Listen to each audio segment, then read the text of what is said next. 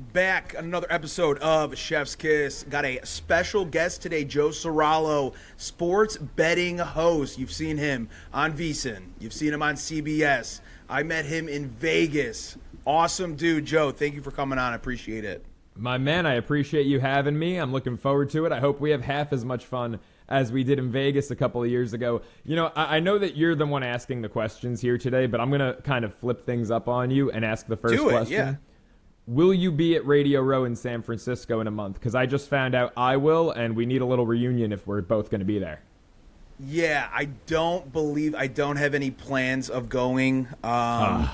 Just like with work, I don't think they are getting credentialed or anything. So I'm not with the same company I was previously. Right. So unfortunately, I don't think I will be there. But I'm going to use my traveling because I got 3 kids, dude. So, like, I can't get away every weekend, even though I'd like to, do all these stuff. So I'm saving that for the World Baseball Classic. So I'll be in Miami in like 8 weeks for the World Baseball Classic, some spring training. So I'm very excited about that, but unfortunately I won't be at Radio Row, so you'll have to hold it down by yourself. I'll try my best, man. You know, it's funny how things work, right? Like, I always tell people, I had been to 7 straight Radio Rows, been to the Super Bowl itself twice. Started going, it was an annual thing that I kicked off when I was a sophomore in college. I started running our radio station at St. Bonaventure as a freshman, second semester, and part of why I got elected was I told, everyone voting I was going to take us to the Super Bowl. I was fortunate enough to deliver on that, go to 3 in a row in college, keep going after college, and then last year, I finally land my first full-time gig, 5 nights a week, my own show with VSiN, right? I was hosting Cashing Out weeknights. And it's the first time in 8 years I don't go to the Super Bowl. Isn't it funny how things work? Like, I was going as a freelancer, grinding, going in college. Now I'm in the industry full time. I'm making more money than I've ever made before. Life's great. And I'm not going to Radio Row, not going to the Super Bowl. So I'm excited this year I'll be back. Nice, man. What are the plans then for Radio Row? Do you guys have like itinerary already or no?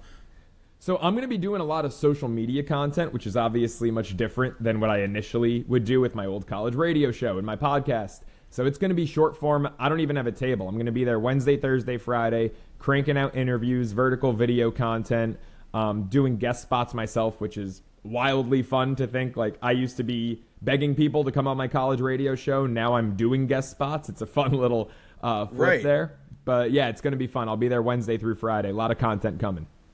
Nice. So, Joe, tell people, because obviously social media, obviously sports betting, 2 of the biggest industries that people try to get into, right? Like, I work for Steady Picks now. They're a sports betting company. You work with multiple outlets that you cover sports betting for. So maybe just tell me a little bit, or maybe some advice for people that try to get into like this space, or what you've seen that's been successful, or how you stand out. Just kind of anything from that.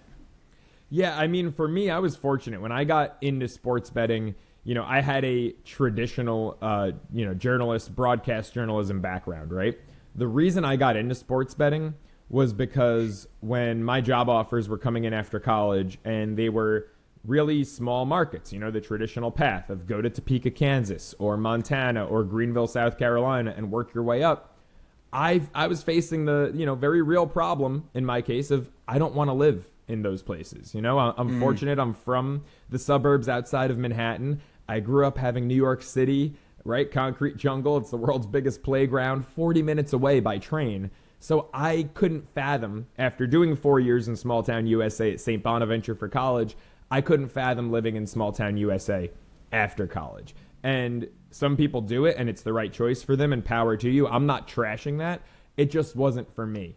So my goal, especially after getting a taste of national radio, I had a very influential internship in college at Sirius XM working for Adam Shine and Mad Dog. My goal was to go national as young as possible. And I took a different path. I took a job in tech sales and started doing a podcast to get reps in and send my podcasts. And, I would focus especially on the monologues. I would do them very national radio style. And I was sending it everywhere I could. Got a job in podcasting that moved me out of tech, out of New York City, and to Los Angeles, to SoCal, and focused while I was out here doing the podcast thing, I had 3 different podcasts. One of them was a sports gambling podcast. So I took in all the content I could. It was still a new space. We're talking like 3 years ago here. And decided I was going to make that my niche to go national. And it worked. Mm-hmm. And, you know, at the age of, 24, I'm doing my first national TV show, hosting with Cordell Stewart and Brandon Lang, who was portrayed by Matthew McConaughey in the movie Two for the Money. And we're on Stadium Network. And then I go from Stadium Network to MLB Network. And I'm, you know, climbing up. And then to VSiN and CBS. And so I just decided for me, sports betting was that niche that was going to let me forego, you know, going to market 200 and then market 120 and go national in my 20s. And it worked for me. I would say to everyone, more than specifically getting into sports betting, find your niche. Yeah. It's obviously hard to find opportunities in social media, in sports betting, in sports period. So after some time, it was like, if doors aren't being opened for you, I just decided I was going to build my own door. So I'm going to build my own brand and then just try and get opportunities from that. It's essentially just like a resume, right? Like my social media, anytime it's like, oh, an opportunity, it's like, check out my social media. This is what I do. Like, it is a living, breathing resume of what I do. This is my niche or whatever I cover. So that was kind of like my route, was just create what I want to as a brand and then hoping that those opportunities will eventually come. Right, and you're killing it. I mean, when we met in Vegas, you know, you mentioned it about 2 years ago now. It's hard to believe it's been that long. Like, you know, you were like, hey, here's my social media, check it out. And I remember being like, oh, cool. Like, he's a cool dude. He's funny. I'm going to look at his social media. And then I'm like, oh, shit. Like, you had a bigger, you know, following than I expected. You had great content. Like, it was really professional. I would have never guessed that. We're just hanging around, shooting the shit, talking, laughing, yucking it up. And then I see your page and I'm like, oh, this guy's a business too. This is sick. And that's really what you have to do. You have to, it's like what Jay-Z said, right? Like, I'm not a businessman. I'm a businessman. That's what you have to be nowadays in this ever-changing landscape of content creation and social media. Yeah, it's like I always say, it's like build a brand. Because I look at like a lot of the successful people, they leave footprints, right? And that's what I always try and be very aware of. The John Boys, the Barstools. And I know those are more like pirate ships. Those are like, you know, ascending at a rapid pace than most people can. But the principles are still there, right? What I always preach to people is learn a skill set, right? Like, you've found your craft and you've honed in on it. Like, this is what I do and I'm very good at it.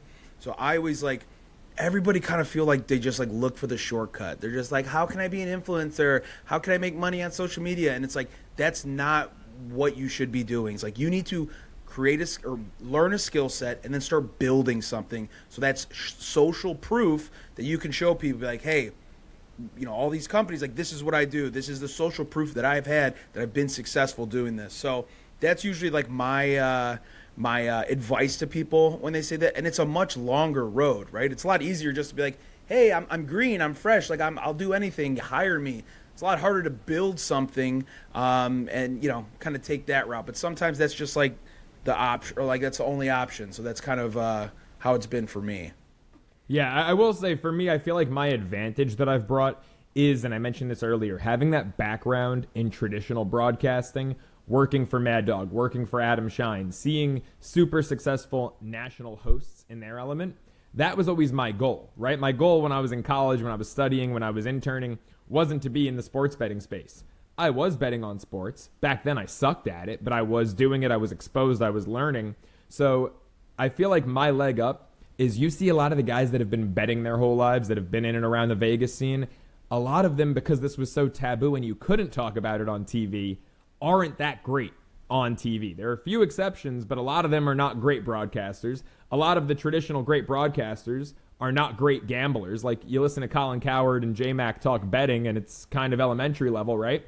So I feel like I got in at the perfect time to merge both worlds, the broadcast professionalism and the gambling knowledge, and I feel like that's kind of my leg up and why I'm at where I'm at.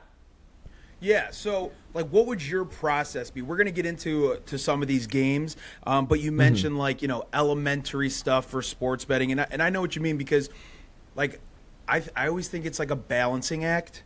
And you tell me your experience, because I feel the dumb, stupid shit is the stuff that gets clicks and views on social media. it is much harder for a intelligent, smart sports bettor to get.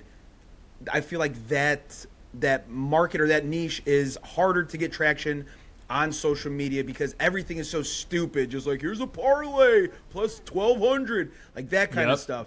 So maybe how do you differ with both of that? Because that's how I see it. When I make social media content, it's like I want to be educated or give you 4 statistics that this is why I like this. This is why it makes sense, while also like you have to be entertaining or funny or smart or whatever. So tell me a little bit about that like process like that goes into it.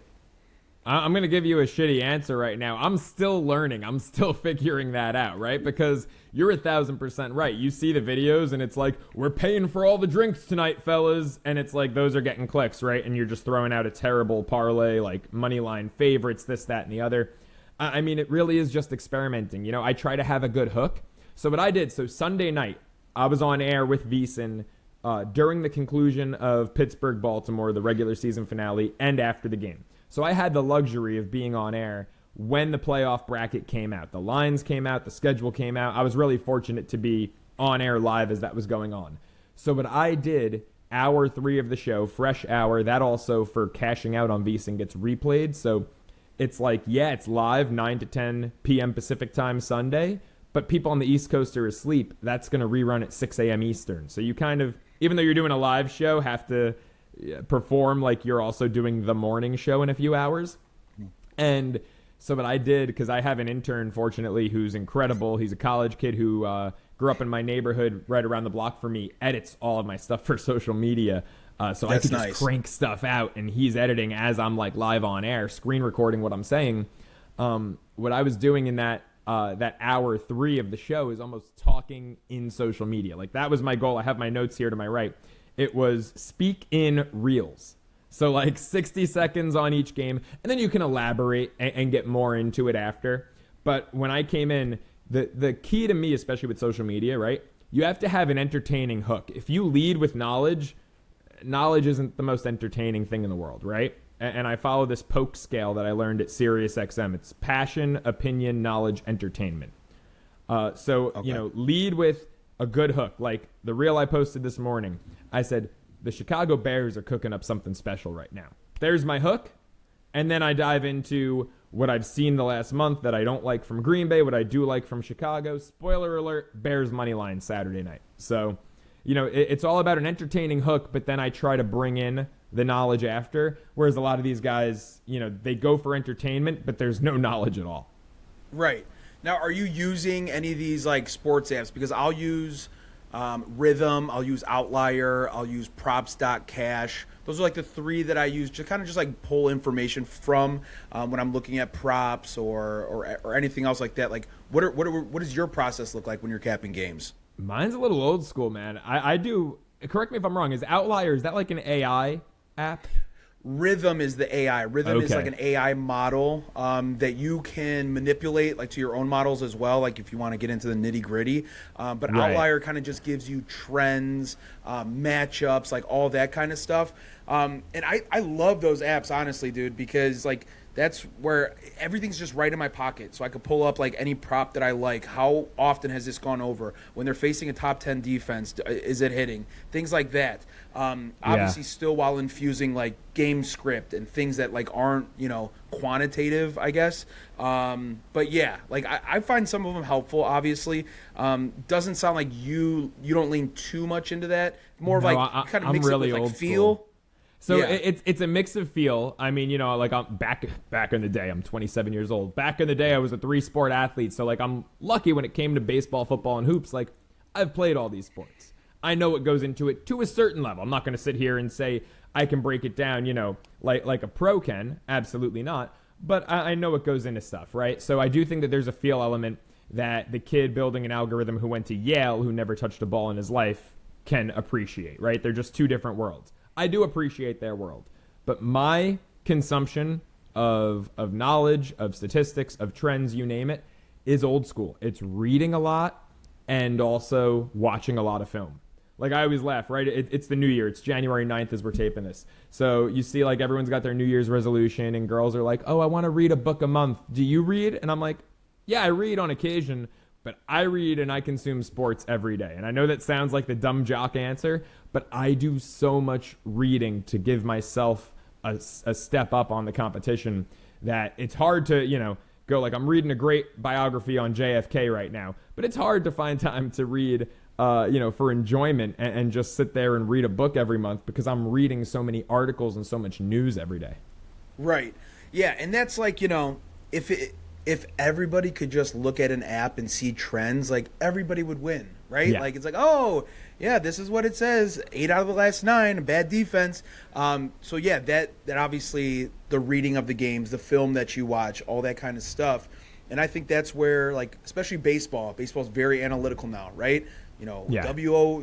WOBA and FR plus, all those stats, but the feel of the game, watching somebody play, the chemistry in the clubhouse, these are all things that aren't quantifiable.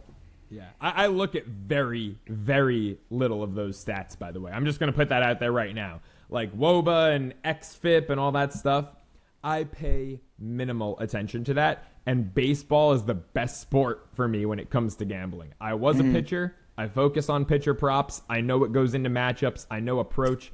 It's like when Tony Romo first started calling games on CBS, right? And there was a playoff game. It might have been a Chiefs game or a Patriots game where he was predicting play after play what they were going to do based on, right? Like, that'll be me. And I did that on air last year in the playoffs with VEASAN, calling pitch sequence. Like, all right, he just set it up with a fastball up and in. He's going to go slider here. All right, he just threw a fastball outside corner. I'm looking for a changeup to drop in at the guy's shins. Like, I do that with pitching. It really is just because I've done it. I know it. I appreciate it. And it more is more so a feel thing for me. So pitcher props are my specialty when it comes to betting baseball. And I don't look at XFIP. I don't look at WOBA. There's a world for that stuff, but it ain't my world, at least not yet.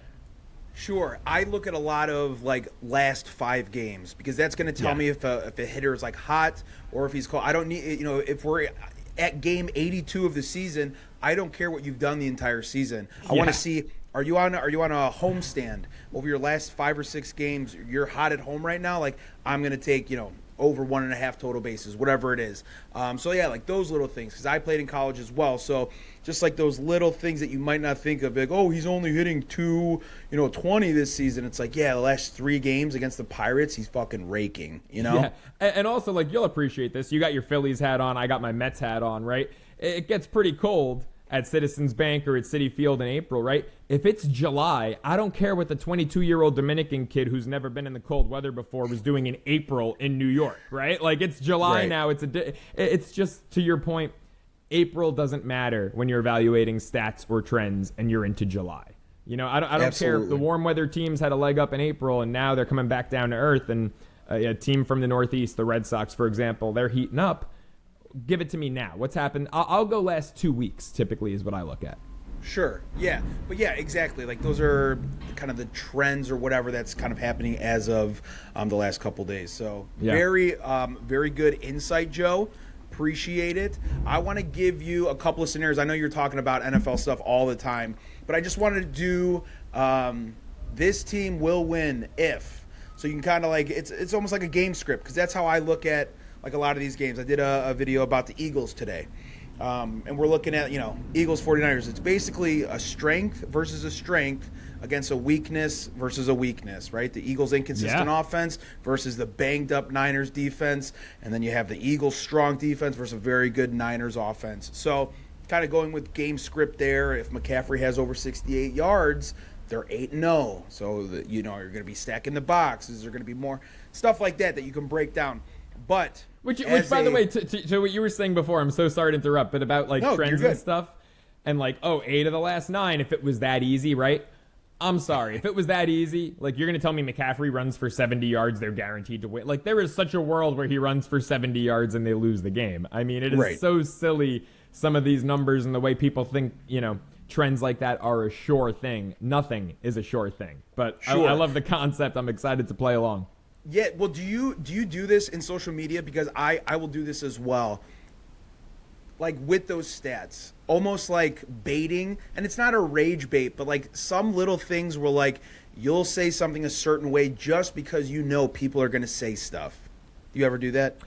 Yeah, I mean, every now and then, if you look at the videos I've posted this week, the one that has the most views on it and the most clicks and likes and comments actually wasn't even a betting video. It was when I was on air during the end of the Steelers-Ravens game, and I said that Zay Flowers should have gone down on that touchdown he scored with 2.5 minutes to go. I knew people were going to come for it. Now, I didn't say it just to rage bait. I actually do believe it because Pitt was out of timeouts and Baltimore's defense wasn't stopping anything. So I do believe if he slides at the 5, you hand it to Henry. I know there's risks, a fumbled snap, a holding call, this, that, or the other.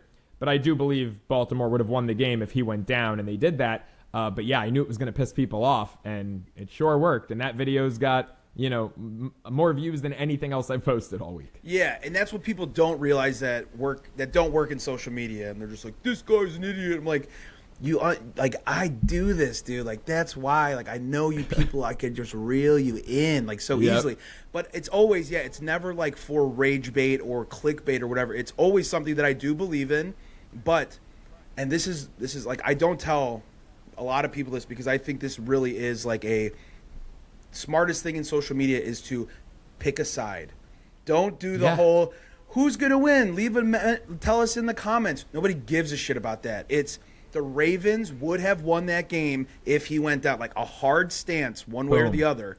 And you're gonna get stuff from both sides, and then people start talking in the comments. So there's very much a formula to that stuff, regardless of what you're posting. It goes back to that poke scale, right? Passion, opinion, knowledge, entertainment. I always have an opinion. No one wants you to play politician and be in the middle and, well, I see both sides here. Save that crap for another day. Right, exactly. Joe, I'm from Chicago. So the Chicago Bears, and I know you alluded to it a little bit earlier, but the Chicago Bears win on Saturday if.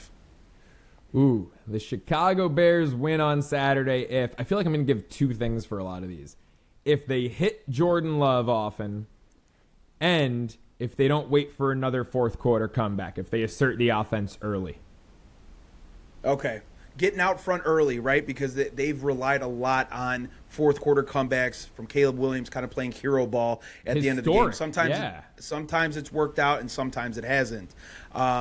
Okay. I like that one for the Bears. And you do like the Bears. You said you like Bears on the money line, right? I have the Bears winning. Look, to me it comes down when you're betting in the playoffs, right? And I highlighted this. I hammered this last year on air, and I was on the I was on the right side against the spread. I didn't pick them to win. I took them plus the points last year. Rams-Eagles in the playoffs, snowy game at Philly, and that was the hardest time the Eagles had with anyone the entire postseason, right? Better coach, better quarterback. That's what I'm betting on. And McVay and Stafford, probably easier to assert them as better coach, better QB over Sirianni and Hurts.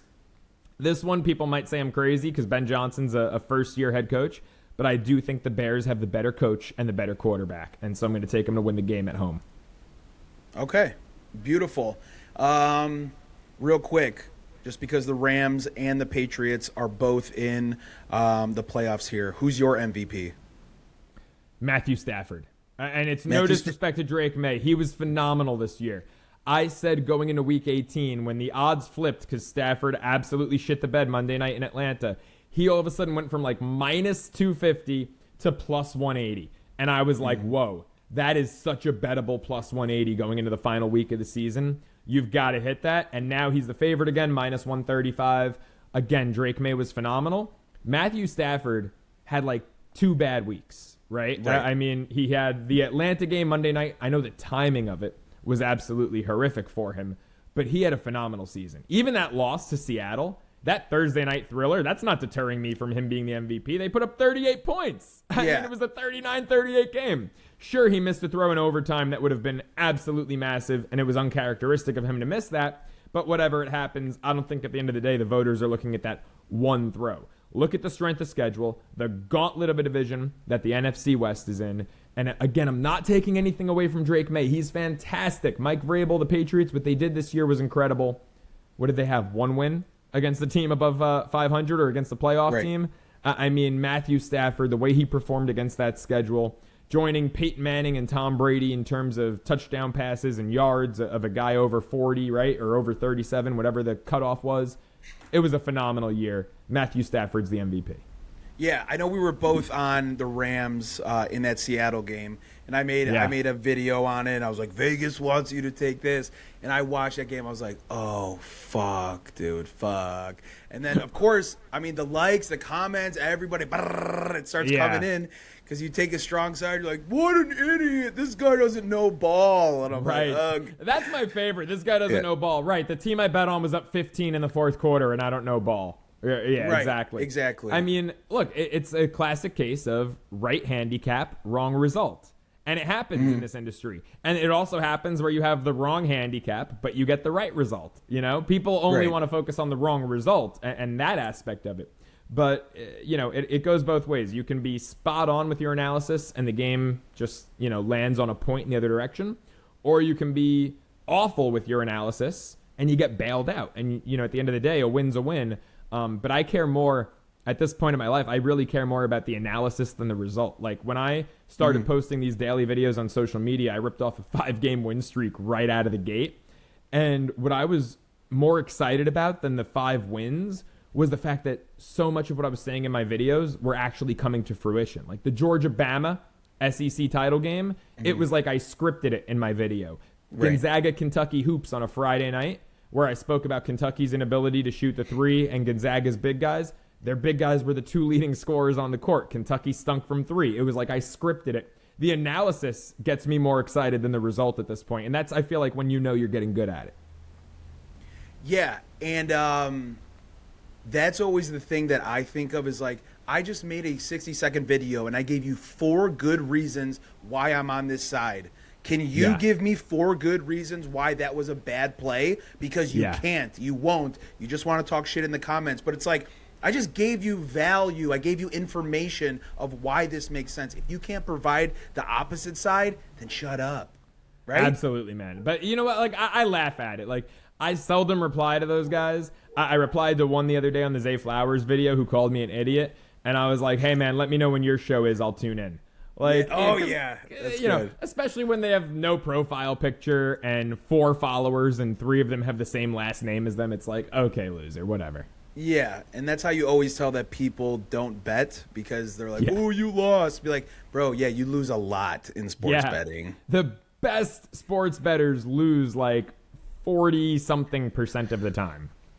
Yeah, and they obviously don't comprehend that. So yeah, that's the world that we work in. All right, now, biggest game on Sunday for me here is the 49ers and Eagles game. I know we talked about it a little bit, strength versus strength, weakness versus weakness. The Philadelphia Eagles win this game if. Ooh, the Eagles. Interesting, because I'm on the other side here. The Philadelphia Eagles win this game if they keep Brock Purdy in the pocket all afternoon. Because I think Brock Purdy's legs are going to be a massive part of this for San Francisco. That is awesome. I just made a video today. My favorite prop that I like, 49ers versus Eagles, is Brock Purdy over 16.5 rushing yards. I love it. I'm on the same thing. I love it. It's going to drop right after this. All right. Boom. That made me feel really good. Now tell me, why do you like Brock Purdy over 16.5 rushing yards? It's probably the same reason I do. Man, I mean, look, there's obviously just the depleted receiving core that we're looking at, right? I mean, but he's been dealing with it all year. I've just been so impressed with his legs this season. And, something that has been covered up in recent years, the Niners' offensive line play has been declining. It's not a new thing this year.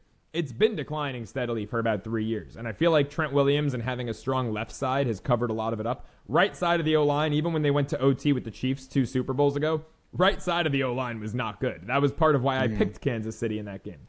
So Purdy's really become more mobile. I've been impressed in crunch time with his ability. I feel like it's catching defenses a bit off guard. They're looking for McCaffrey on a big third down. They're looking for Kittle on a big third down. And Purdy's like, oh, cool, I'm just going to scoot and get this, move the chains myself here. So I love what he's done this year. He's really impressed me. Also, schematically speaking, I mean, Shanahan, so much better than Philly's offensive play calling. You know that there's going to be a lot of creativity. I'm shocked that the way that this number has moved from 3.5 to 5.5 in the past few days. I bet it 3.5 out of the gate, taking the points with San Francisco. I doubled down at plus 5.5. I really think that this is going to be a tight game. I think the Niners win outright. Last 2 years, Sheff, 11 of the 12 teams to win, or rather to cover in the wild card round, won the game outright. Only team that covered and didn't win, Rams, 1 point loss at Detroit two wild card weekends ago. But 11 out of the last 12, if you cover, you win the game. Philly doesn't like to win by a lot of points. That's the thing too. Yeah. Is like they're not blowing people out. That not offense this year. is last year, but not this year.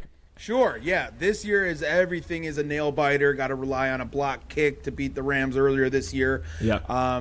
But yes, I look at game script too, and I think the amount of pressure that the Eagles put on, they have like over 40% pressure rate.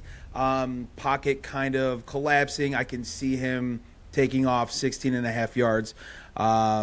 Like you said, there's not really. I'm not afraid of Ricky Pearsall very much. You know what I mean? Yeah. And the Eagles DBs, I really like them. They have a better linebacker core. So I'm glad you're on that side, dude. That makes me happy.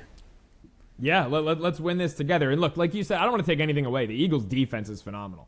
I just don't trust their offense at the end of the day. And Shanahan is a freaking genius. This might be his best coaching job yet. It's a shame he probably won't win Coach of the Year because it's like this is the year to do it. But I get it. You know, Vrabel, Liam Cohen, there are just so many arguments to be made this year. What last thing? How much do you put into dome teams playing outdoors at the end of the season? Like when the Rams came to Philly last year, I like that a lot because of a dome team coming to play in Chicago, in Philadelphia, outdoors during the playoffs. It really depends on the team for me. Because the Rams, and I use this in my analysis for that Thursday night game at Seattle, the Rams have actually been great on the road under McVay, December, November. They really have not slowed down. And, you know, that they lost to the Eagles last year in divisional weekend, but they covered, and they had a shot. They were live as hell to win that game in the final 2 minutes. So, and that was in the snow, right? So I really, it's a team-by-team thing. It's not a blanket statement for me. I hate the Chargers this week, Sunday night in Foxborough. And that is part of my reason, is going from SoCal to Foxborough. But at the same time, the Rams going to Carolina, where in a very fluky game they lost outright earlier in the year, I think they exact revenge in a monumental way. I think that they cover. I got 9.5 with them. I laid juice. I laid minus 130. But I took them minus 9.5 points there. That game against Carolina in the regular season, they only punted once. They had almost 400 total yards, 2 red zone interceptions. I mean, how uncharacteristic of Stafford. Or excuse me, an interception and a fumble in the red zone. Like 2 red zone turnovers. They were moving the ball all day long. I went back and I looked at those red zone turnovers. That game was set up for the Rams to win by 10 instead of lose by 3. I think that they're going to win this one by double digits. So I like the Rams at Carolina as I know SoFi is technically not a dome, but it's like a dome with open air. It's in Los Angeles. Close enough. Right. I like the Rams in Carolina, but I do not like the Chargers at New England. I think 3.5 is Vegas's way of begging you to take the Chargers, and I think the Patriots cover. Beautiful. Joe, who's scoring this weekend? One player that is going to score a touchdown. Oh, baby. A guaranteed player touchdown. I don't have any of these in pocket right now. So, you know, like I could tell you Christian McCaffrey, and I wholeheartedly believe that, but there's no value there. So I want to try to get you some value. What are Drake May's odds to score a touchdown? Because I think Drake May against the Chargers defense, who, I mean, the defense has been their saving grace this year. I think Drake May is going to break one loose and get in the end zone. I'm not gonna give you the Josh Allen, Christian McCaffrey, which I'm sure are juiced out the ass because it's the playoffs and the books think everyone's going to take them. Plus 260. That's it? Oh, Yeah. Man, you know, I've been staying away from these. The value on touchdown scorers has gone to crap. Yes. And have you noticed with teasers as well, especially on the sports books, dude? Like, I love teasers. And What are they, minus 135 now? Yeah, minus 135. Like, they used to be minus 120, and I was like, all right, I'm okay with, like, laying that juice. And I'm like, 135, dude? So, like, I'm like, you know, they're just baking it into there, you know. It's crazy. Minus 120 is what it should be. I mean, look, you're manipulating the lines. You're moving at 6 points for a 2-team traditional football teaser, right? Like minus 120 is fine. That's what it always was. Right. Minus 135 is criminal. Yeah, that is, people should go to jail for that. Yeah, I have a hard time putting those together because I really like teasers. But yeah. Joe, let everybody know where they can follow you at so they can go see your stuff and listen to all your insight and talk shit when you lose your bets on social media. Absolutely. Bring on the shit talk. I love it. It keeps me going. At the Joe Ceraulo on Twitter, because like Ohio State, I need that "the" in front of it. Same handle for my TikTok, at the Joe Ceraulo, and then Instagram, just at Joe Ceraulo. You guys can catch me. I always on Twitter especially post my schedule, whether I'm on VSiN, CBS Sports HQ, or SiriusXM Mad Dog Radio, any of those 3 places, and might have some new places added to that soon, but I'll announce that when the time is right. All right. Good. Looking forward to it, Joe. Thank you again for joining. I'm gonna quit, or I'm gonna shut this off, and then just stick around, and then I'll get you out of here. Okay. All right. Thanks for watching, guys. We'll see you next time.